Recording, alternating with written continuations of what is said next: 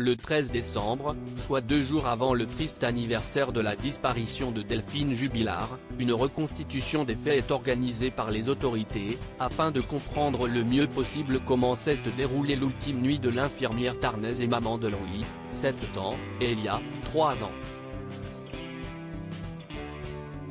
La jeune femme n'a pas été retrouvée et si ses proches sont catégoriques sur le fait qu'elle ne serait jamais partie de son plein gré sans ses enfants, elle était en procédure de divorce de son mari Cédric, aucune scène de crime et aucun corps ne permettent d'expliquer ce qui a pu se passer.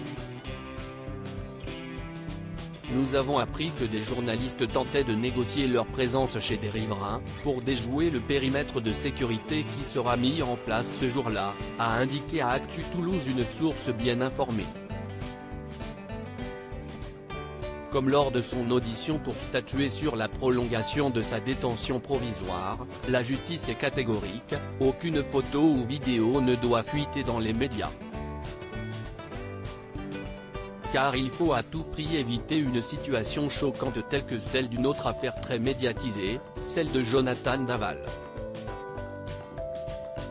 En effet, un cliché du technicien en informatique, serrant le cou d'une gendarmette figurant Alexia dans l'escalier de la maison de Greil, Haute-Saône, avait circulé dans la presse et sur les réseaux sociaux, rappelle le média. Provoquant à l'époque un immense choc, notamment pour les proches de la victime. Ne rien laisser fuiter pour mener à bien cette mission. Une bulle étanche, ou bunker va être créée. Les habitants des environs de Cagnac-les-Mines où vivaient les Jubilard sont sensibilisés aux risques encourus en cas de diffusion d'images de la reconstitution avec notamment du porte-à-porte. Le nombre de protagonistes autorisés à pénétrer dans le périmètre sera restreint au maximum et les téléphones devront être coupés. Pas de drone ni d'hélicoptère tandis que les objectifs surpuissants d'appareils photo comme ceux des paparazzi écartés.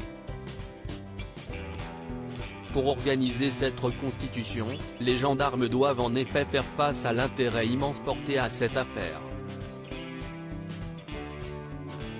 À tel point que le présumé coupable en détention provisoire, son époux Cédric Jubilard, est à l'isolement et se considère comme une star.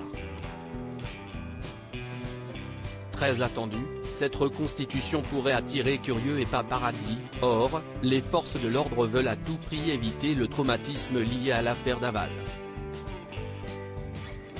Le but de cette reconstitution sera notamment de comprendre pourquoi des cris ont pu être entendus par des voisines, mais pas par le reste du voisinage.